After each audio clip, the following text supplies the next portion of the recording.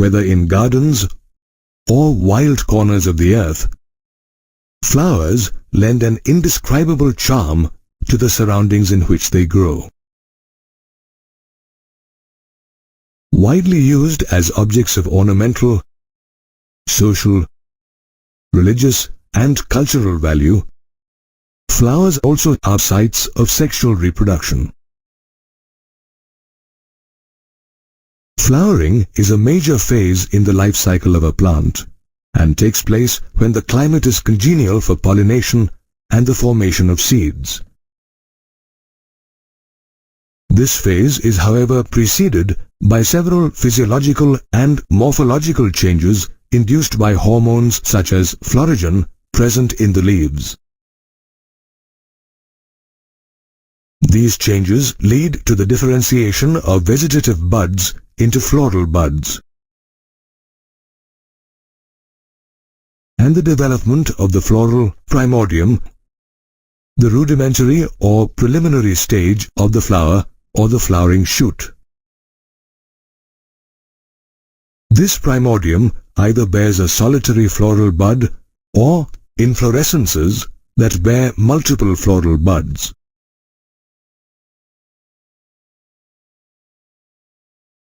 The buds bloom into a flower, a modified shoot with shortened internodes and nodes. From these nodes arise four modified leaf-like structures called whorls, which are arranged on the swollen end of a stalk called the thalamus.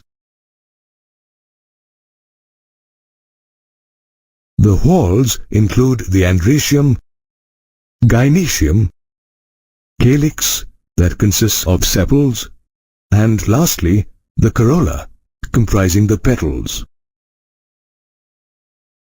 The calyx and corolla, referred to as the perianth, are bright and colorful to attract insect pollinators.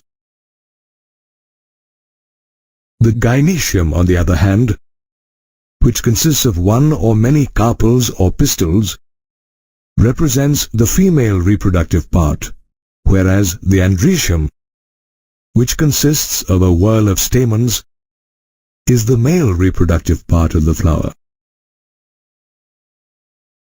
Though the number and size of stamens in an androecium differ across species of flowers, the basic structure remains the same.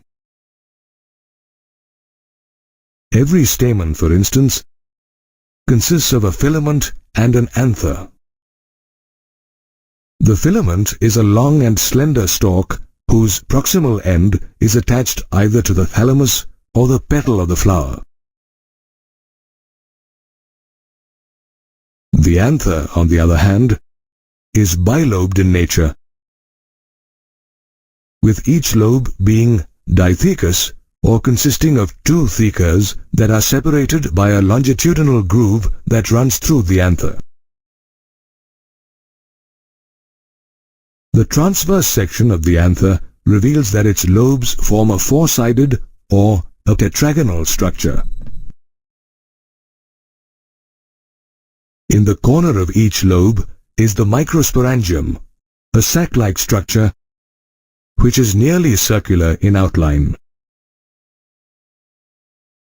In a young anther, the microsporangium is surrounded by a multi-layered wall consisting of the epidermis, endothecium, middle layers, and the tapetum, the innermost layer, while the center is occupied by sporogenous tissue. The epidermis, endothecium, and middle layers protect the microsporangium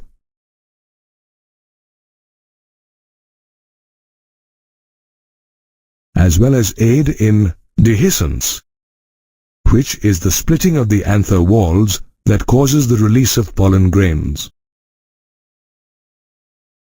While the tapetum, whose binucleate cells possess dense cytoplasm, nourishes the developing pollen grains,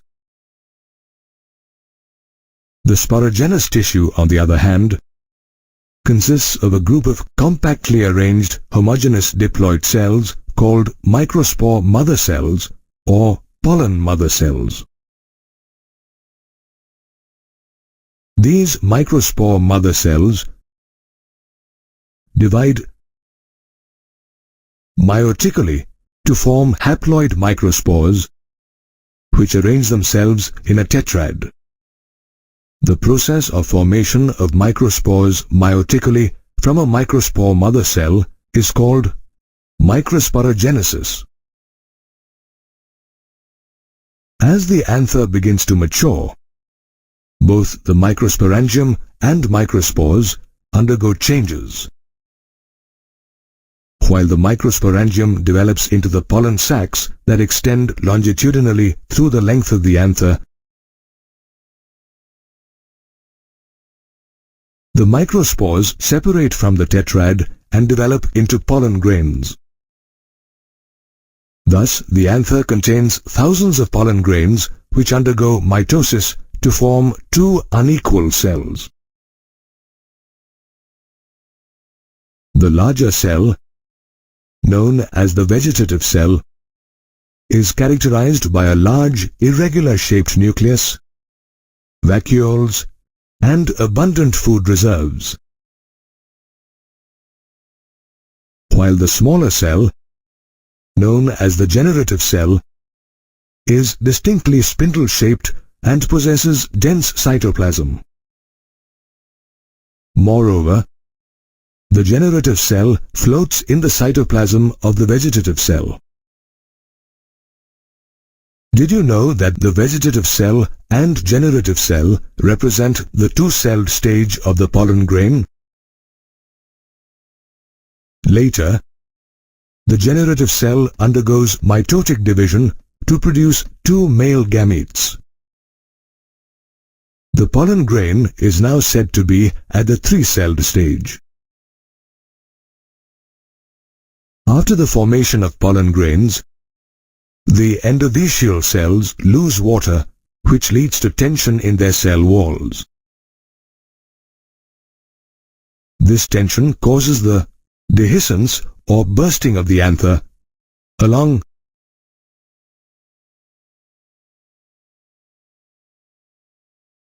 the line of dehiscence and results in the shedding of several thousand pollen grains.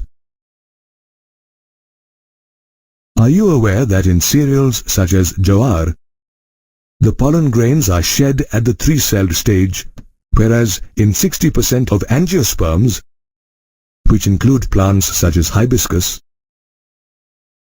the pollen grains are shed at the two-celled stage? Pollen grains, which represent the male gametophyte, come in a wide variety of sizes, shapes, and colors. A typical pollen grain, however, is spherical in shape and has a diameter measuring about 25 to 50 micrometers. It is surrounded by two layers of wall, exine and intine. Exine, the hard outer layer, is made up of sporopollenin, a tough organic material capable of resisting high temperatures and strong acids, alkalis, and all natural enzymes. Hence, pollen can be well preserved as fossils. However, sporopollenin is not present in the germ spore, an aperture present in the exine through which we see the germination of the pollen tube. Intine, on the other hand, is a thin and continuous inner layer of wall composed of cellulose and pectin. On the inner side of the intine is the plasma membrane that surrounds the pollen grain's cytoplasm.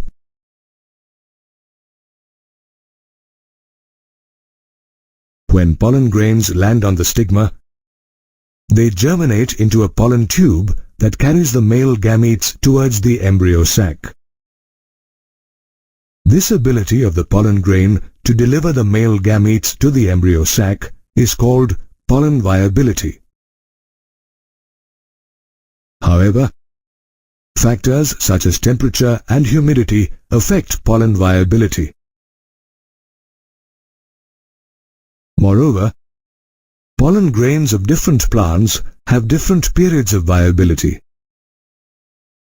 Pollen grains of cereals such as wheat and rice lose their viability within 30 minutes of their release. Whereas pollen grains of some members of Rosaceae, Leguminosae and Solanaceae remain viable for months.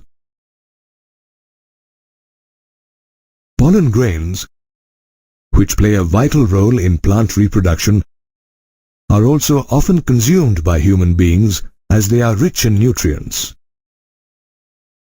Pollen products, in the form of tablets and syrups, are commonly spotted on shelves of supermarkets. Moreover, pollen is also stored in pollen banks in liquid nitrogen at 196 degrees centigrade. The pollen is later used in plant breeding programs. Pollen grains, however, can trigger allergies in some people and can cause asthma and bronchitis. In fact, the weed carrot grass or Parthenium hysterophorus and its pollen, found in non-cultivated lands in Punjab, causes allergies such as eczema, dermatitis, and other skin diseases.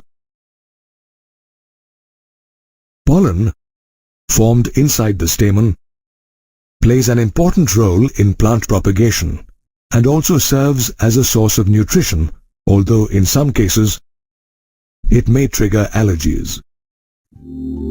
Flowers are one of the most fascinating sights to behold. Incidentally, flowers also happen to be the site of sexual reproduction, as they contain the androecium and gynoecium, the male and female reproductive organs of a plant. You can see many variations in the gynoecium of different flowers. For example, the gynoecium can be monocarpous, consisting of a single pistil or carpel. Or it may be multicarpous, in which case we see several pistils in a single flower. Moreover, a multicarpellary gynoecium may be apocarpous, that is, the pistils are free,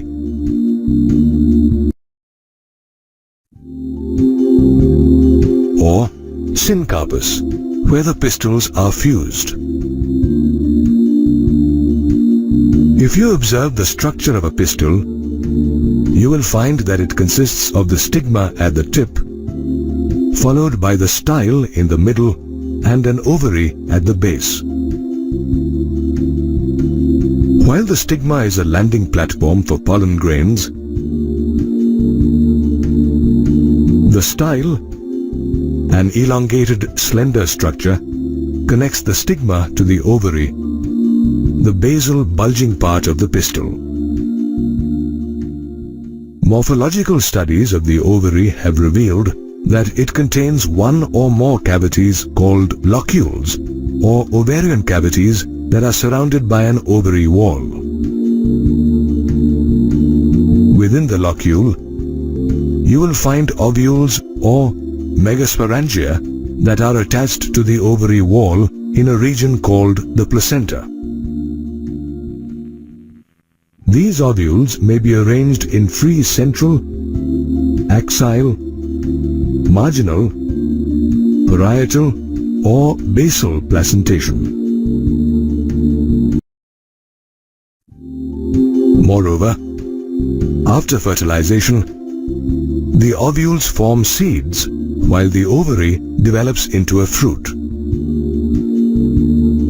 Did you know that different flowers of different plant species have a varying number of ovules in their ovaries? A peach, for instance, develops from an ovary containing a solitary ovule. A papaya, on the other hand, has several ovules in its ovary, and that's why you see numerous seeds in the fruit when it is split open. The ovule, considered by botanists as the forerunner of the seed, has an oval or egg-shaped body. It remains attached to the placenta by a stalk called the funicle. In fact, the ovule's body fuses with the funicle in a region called the hilum. The ovule is well protected with one or two protective coverings called integuments. These integuments later form the seed coat. The integuments cover the entire ovule except at the apex, where they form a narrow opening called the micropyle. Did you know that the micropylar end acts as an entry point for the pollen tube during the process of fertilization? While the micropyle forms one end of the ovule, the chalaza forms the basal part of the ovule. At the chalazel region, we find that the funicle and integuments join the nucellus, the center region of the ovule that's made of a mass of diploid, colorless, thin-walled, parenchymatous cells containing food reserve materials. In the nucellus of a mature ovule lies the embryo sac, the female gametophyte, which develops from a megaspore. This megaspore is formed when one of the nucellus cells, towards its micropylar end, gets differentiated into a megaspore mother cell, which can be easily distinguished from other cells due to its large size, dense cytoplasm, and prominent nucleus. The megaspore mother cell undergoes meiosis to form 4 megaspores which arrange themselves in a linear tetrad. This process of formation of megaspores from the megaspore mother cell is called megasporogenesis. Of the 4 megaspores, usually the one near the chalazel end becomes functional, whereas the other 3 near the micropylar end degenerate. The functional megaspore enlarges and simultaneously undergoes mitotic division to form an embryo sac. This type of formation of the embryo sac from a single megaspore is known as monosporic development. While undergoing these mitotic divisions, the nucleus of the functional megaspore first divides to form 2 nuclei, which move to the 2 opposite ends of the embryo sac. This is the 2-nucleate stage of the embryo sac. The mitotic divisions continue and result in the formation of the 4-nucleate and later the 8-nucleate stages of the embryo sac. A mature embryo sac thus has 8 nuclei after 3 mitotic divisions, which are arranged in a group of 4 at each end of the embryo sac. Interestingly, the mitotic divisions that occur in the megaspore's nucleus are free nuclear, which means the division of the nuclei doesn't immediately trigger cytoplasmic division and cell wall formation. Instead, we see the formation of cell walls only after the 8-nucleate stage, due to which 6 of the 8 nuclei organize into cells. The 2 remaining nuclei, called polar nuclei, migrate to the center of the embryo sac. Thus, we find the embryo sac to be in 7-celled and 8-nucleate stage with 6 cells at the poles and a large central cell with 2 nuclei in the center. Meanwhile, the 6 cells organize to form the typical structure of the embryo sac, which is now ready for fertilization. The 3 cells present at the chalazial end, for instance, group together to form the antipodal cells, which do not have any specific function, whereas the 3 cells at the micropylar end group together to form the egg apparatus. While one of the cells functions as an egg or the female gamete, the other 2 cells are called synergids. If you observe the micropylar tip of the synergids, you will notice special cellular thickenings called a filiform apparatus that guides the pollen grains into the synergid. The synergids, as well as other cells, form the embryo sac, the female gametophyte born inside the pistil.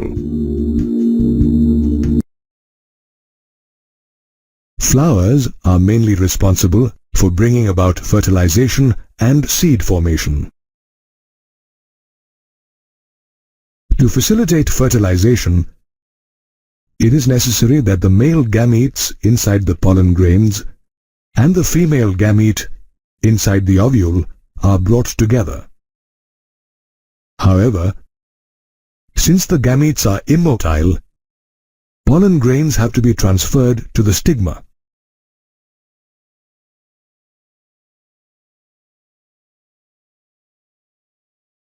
This process of transfer of pollen to the stigma of a flower, brought about by agents such as insects, wind and water, is called pollination. Pollination can be of 2 types, self-pollination and cross-pollination.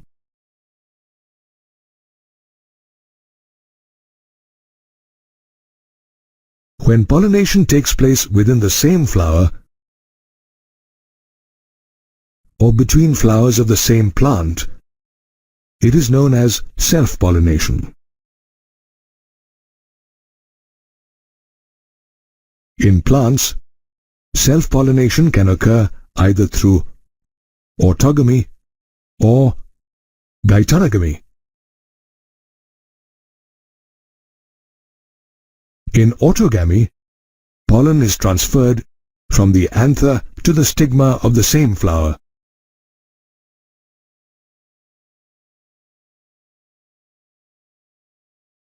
And is seen in cleistogamous flowers or flowers which do not open at all. Produced by plants such as viola, oxalis, camelina,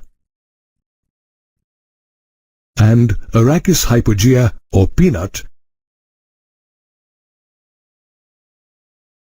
The anthers and stigma of these flowers lie very close to each other.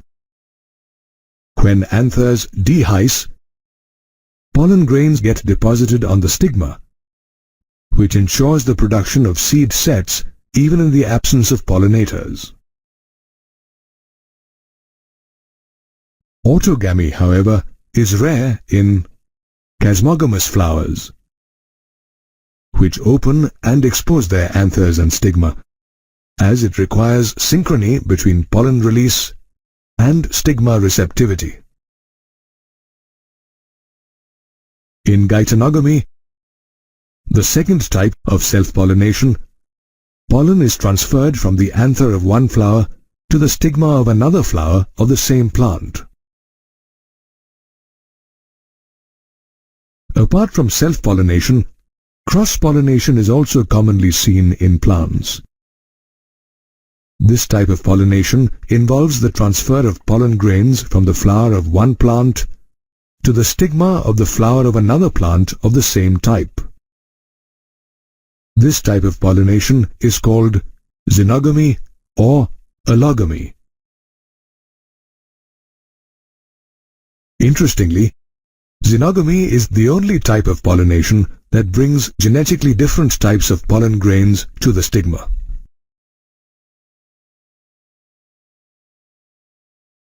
In both cross-pollination and self-pollination, pollinating agents play a vital role. These agents include biotic agents such as insects, birds, bees, butterflies, and mammals such as bats, as well as abiotic agents such as wind and water.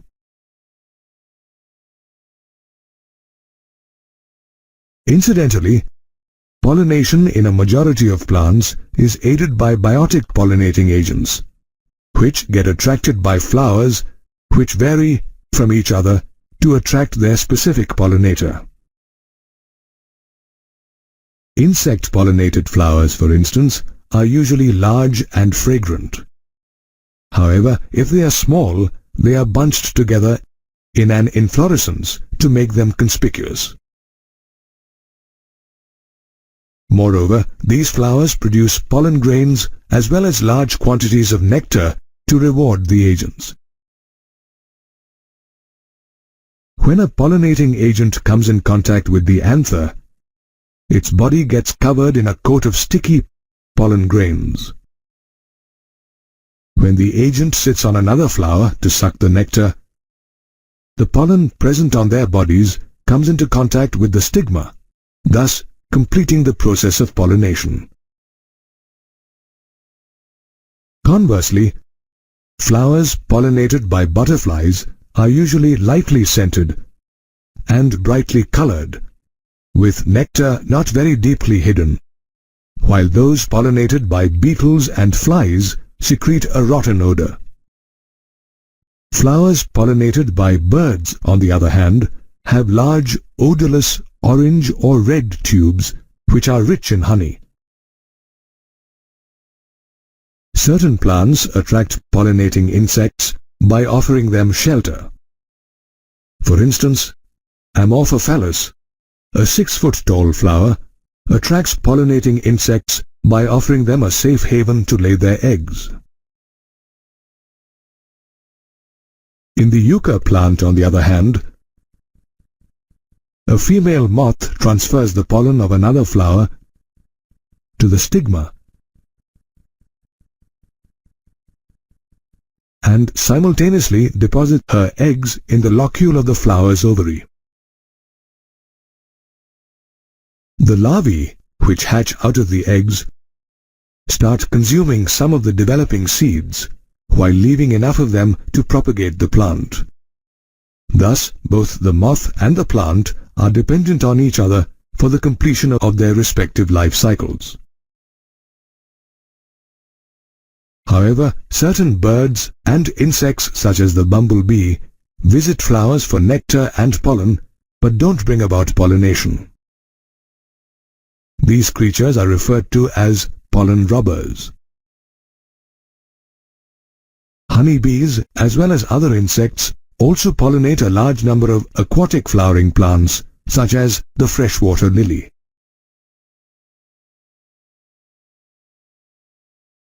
However, in certain freshwater plants such as Vallisneria and Hydrilla, and marine seagrasses such as Zostera,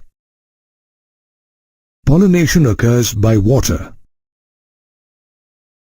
This is also known as hydrophily. In Vallisneria, for example, the female plant produces a long-stalked female flower that reaches the surface of the water. The male plant, on the other hand, remains submerged in water, where it produces several tiny floral buds. Upon maturing, the buds rise to the water's surface and open up to expose the anthers. Pollen released from the anthers is carried by water currents, where some of them eventually come in contact with the stigma. In the case of Zostera, a dioecious seagrass, the male and female flowers remain submerged in water. The male flowers produce long and ribbon-like pollen grains which have a mucilaginous covering that protects them from getting wet. The pollen released in water is carried by water currents towards the submerged stigma, and thus pollination is completed. Surprisingly, in aquatic plants, wind pollination, also called anemophily, is more widespread than water pollination.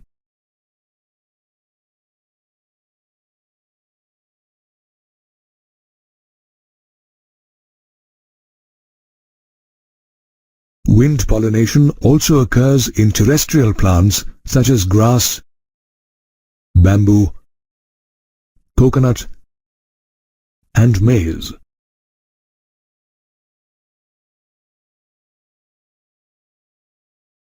These plants possess a compact inflorescence with well-exposed stamens that allow easy dispersal of pollen, and a large feathery pistil which makes it easy to trap pollen. The pollen, which is light and non-sticky, is produced in large quantities. A single flower of cannabis, for instance, produces 5 lakh pollen grains to compensate the loss of pollen associated with wind pollination. Thus, wind, water,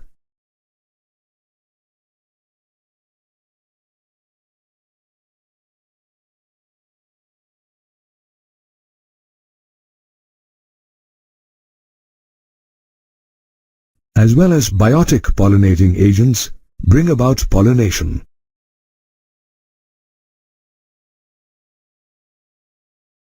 An important process that ultimately leads to fertilization and the production of seeds in plants. In flowering plants, pollination is an important mechanism that aids in transferring the pollen released from the anther to the stigma of the flower. If the pollen is of the right type, the stigma induces it to germinate and produce a pollen tube. The pollen tube, containing the 2 male gametes, then secretes hydrolytic enzymes which help the pollen tube to digest the tissues of the style as it travels down to enter the ovule through the micropyle, a minute opening in the ovule. Inside the ovule, the pollen tube encounters the embryo sac, the female gametophyte, containing 3 antipetals, 2 synergids, an egg cell, and a central cell with 2 polar nuclei.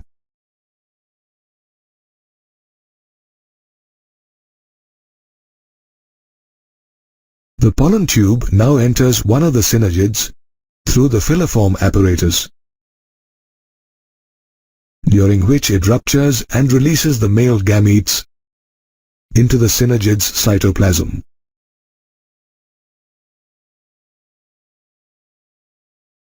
Of the 2 male gametes, one enters the egg cell and fuses with its nucleus. This fusion, known as syngamy, or first fertilization, results in the formation of a diploid zygote.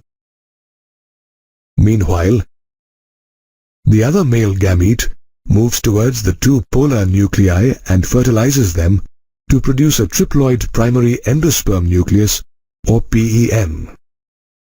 Incidentally, this fusion is known as triple fusion, as it involves the fusion of 3 haploid nuclei.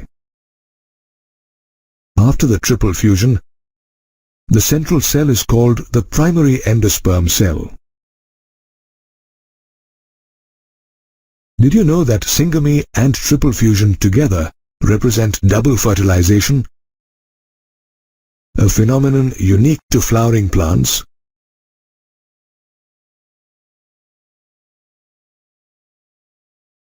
Double fertilization is followed by several post-fertilization events which eventually transform the ovule into a seed and the ovary into a fruit.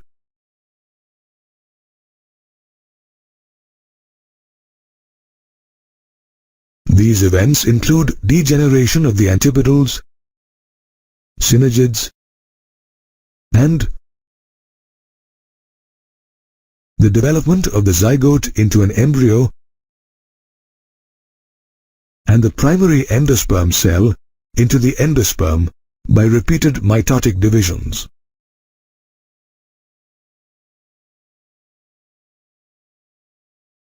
Endospermic development is of three types: nuclear endospermic development, cellular endospermic development, and halobial endospermic development. In nuclear endospermic development, which is the most common type of endosperm development, the primary endosperm nucleus divides mitotically and forms free nuclei.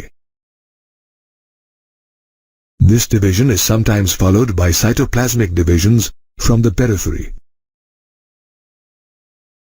In the case of cellular endospermic development, which is seen in plants such as Utricularia, the division of the primary endosperm nucleus is immediately followed by cytoplasmic divisions. Halobial endospermic development, on the other hand, is an intermediate type of development where half the cells develop in cellular mode and the other half undergo free nuclear divisions. Interestingly, the number of free nuclei formed prior and post-cellularization differs greatly. Take the case of a tender coconut fruit, where the coconut water that you see is actually thousands of free nuclei. As the coconut matures, cellularization leads to a decrease in the quantity of water and the formation of the white kernel, the cellular endosperm. Therefore, in the coconut, we find both free nuclear endosperm made up of thousands of nuclei and cellular endosperm.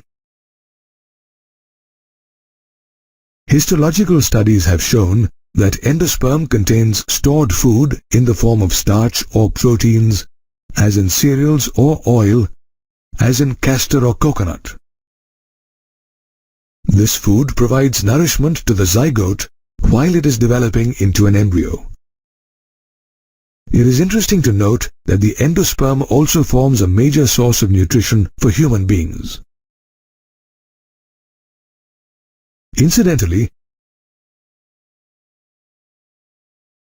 the development of the embryo, also known as embryogeny, occurs only after a certain amount of the endosperm has developed.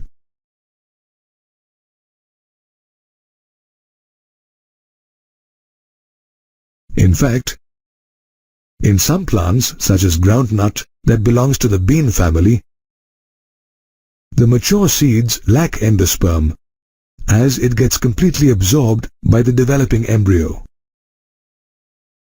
When these seeds germinate, the cotyledons or seed leaves become the source of nutrition for the embryo.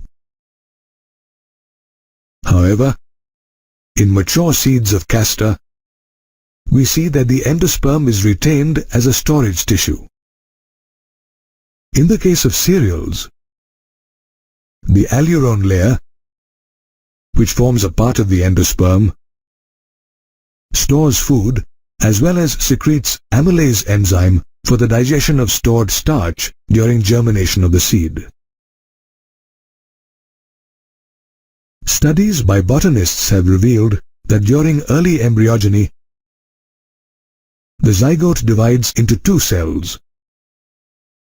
The basal suspensor cell towards the micropylar end and a terminal embryo cell towards the chalazial end.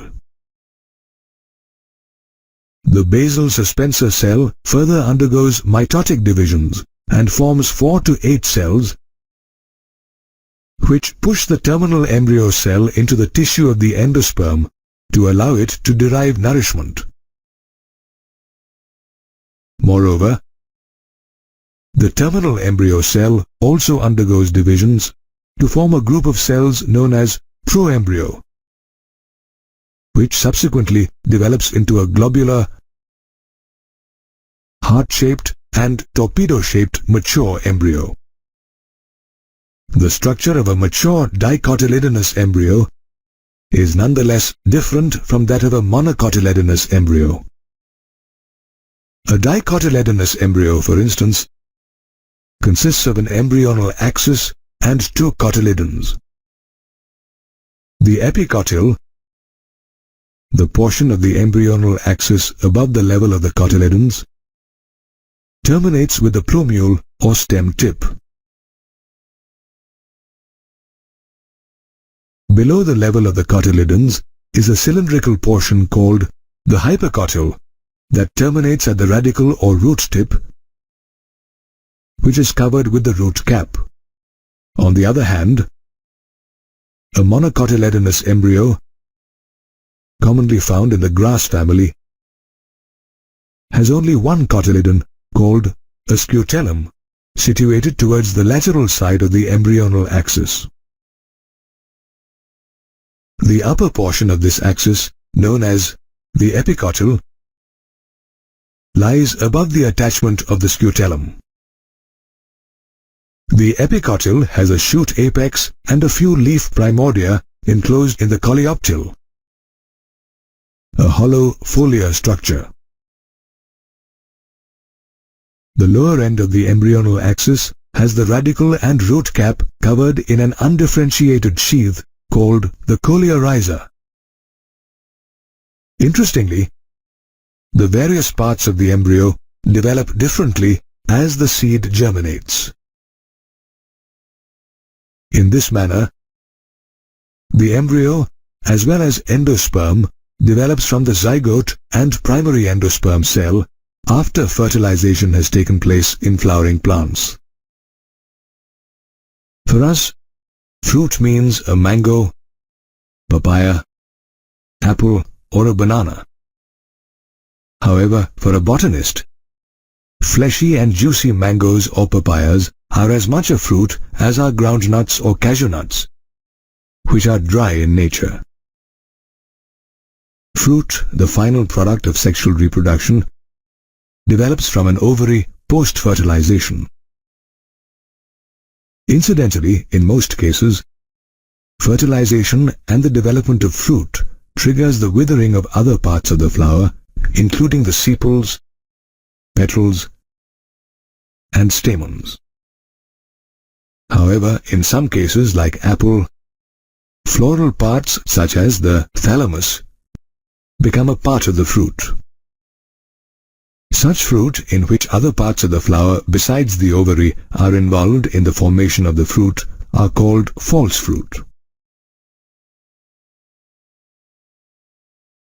On the other hand, fruit like mango and papaya that develop only from the ovary are called true fruit.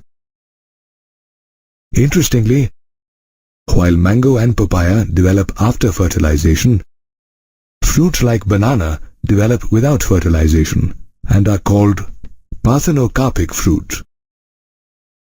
Moreover, in the case of banana, the edible parts develop from the inner tissues of the ovary, and the brown specks that we see are the remnants of the ovules.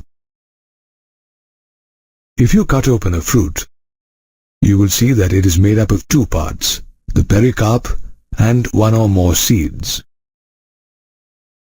The pericarp is the fruit wall that develops from the walls of the ovary. The seed, the second part of the fruit, is actually a fertilized ovule.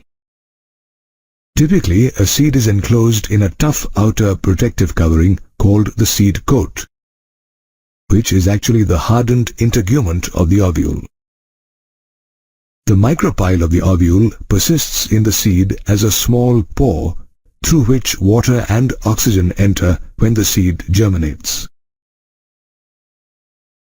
Inside the seed coat lie one or more cotyledons as well as the endosperm, embryo, and embryonal axis. The cotyledons, which are often fleshy and swollen, contain abundant food reserves. Endosperm, on the other hand, is a nutritive tissue nourishing the developing embryo.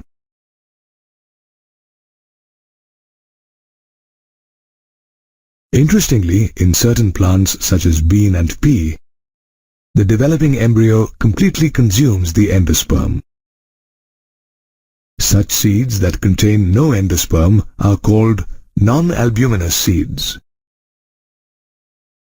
However, in wheat and maize, a residual endosperm is seen as it is not completely consumed by the embryo during the developmental stage. Such seeds are called albuminous seeds. Sometimes, in addition to the endosperm, seeds also contain remnants of the nucellus called the perisperm that also stores food material. Such seeds are called perispermic seeds. Black pepper is a common example of a perispermic seed. Whether a perispermic or albuminous seed, as the embryo begins to develop, the seed starts to mature and lose its water content to become relatively dry. A mature seed, therefore, has only 15 to 20% of its mass as moisture content. Moreover, the embryo's growth rate slows, and under unfavorable conditions, it may enter a state of inactivity called dormancy, during which the embryo develops an increased resistance to desiccation. Conversely, conducive conditions that provide favorable temperature and appropriate water awaken the dormant embryo, and the seed germinates, with the embryo developing into a seedling. This ability of the seed to germinate is called seed viability, and it varies across seeds of different species. The seeds of spinach, for instance, remain viable only for a year or so, whereas muskmelon seeds remain viable for 5 years. Did you know that excavations around the Arctic tundra region have led to the finding of seeds of Lupinus arcticus, which remained viable for 10,000 years before germinating and flowering? Seeds, a character unique to angiosperms, also offer many advantages to these groups of plants. Seeds have special mechanisms such as bursting or wings that help them disperse to new habitats, thereby allowing plants to claim new areas to propagate. In addition, the seed's tough outer coat protects the embryo from hostile environmental conditions. Upon germination, seeds also have a better survival rate, as they are guaranteed nourishment by the cotyledons. As seeds are products of sexual reproduction, they help bring about genetic variations within plant species. Genetic variations are the key to evolution and also help plant species adapt and survive in different environments. Seeds, which help in the propagation of angiosperms, also form the crux of agriculture. Interestingly, farmers in recent times have started using hybrid seeds developed through artificial cross-pollination techniques. These seeds guarantee increased productivity and superior crop quality. However, when seeds born by hybrid crops are sown, the seedlings do not exhibit the hybrid characters due to the segregation of characters. This forces farmers to purchase new hybrid seeds year after year, which is an expensive affair. To address this problem, botanists are trying to understand the genetics of apomixis and transfer apomictic genes into hybrid plants. Apomixis is a form of asexual reproduction in which the seeds or embryos are formed without fertilization. In fact, seeds or embryos either develop from an unfertilized egg which did not undergo meiosis, or from the cells of the integument or nucellus. Botanists believe that converting hybrid crops into apomicts will prevent the segregation of characters in seeds produced by hybrid crops, and thereby eliminate the need to purchase hybrid seeds every year, as the seedlings produced by the apomicts will resemble their parents genetically. Did you know that plants such as grasses and those belonging to the family Asteraceae and Rutaceae are common examples of apomicts? Moreover, in certain apomicts such as Citrus jambiri, which belongs to the Rutaceae family, the nucellar cells surrounding the embryo sac divide and protrude into the embryo sac. Later, these cells develop into embryos, and hence a single seed contains more than one embryo. This phenomenon of having more than one embryo in a seed is called polyembryony. Thus, though we have gained a lot of knowledge about the formation of seeds and fruit, there are many mysteries that scientists are still trying to unlock.